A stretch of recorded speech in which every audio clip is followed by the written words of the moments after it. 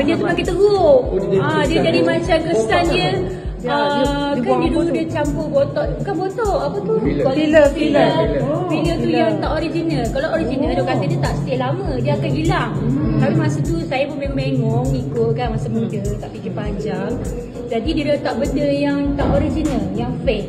Bila yang fake kat muka ni dia tambah dengan silikon, lama-lama dia jadi macam dia jatuh. Dagu panjang. Jadi dia tu dagu panjang macam buruk gila, macam dagu punya kan. Mahal tak kos tu?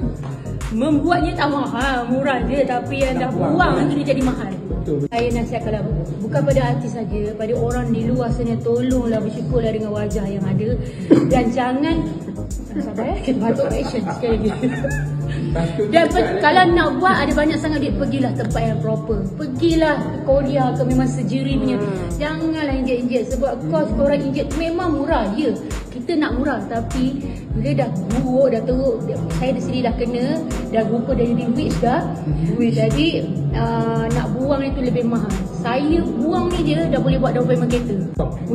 Tak sumpah. Daripada sikit-sikit dah jadi down payment kereta dah saya cakap. Terus terang. Menyesal lah buat benda yang buat kau RM70, RM80 masa yang awal. Dia nak buang tu, tak payah. Masa doktor tak nak dia sebab bila dah tutup, kita punya lapisan kan banyak kan. Dia dah pergi mata-mata. Faham tak? Benda tu. Dia tak nak buang sekaligus. Kalau anda suka video di channel ini, boleh juga tekan butang like dan share di media sosial yang lain. Terima kasih kerana setia di sini.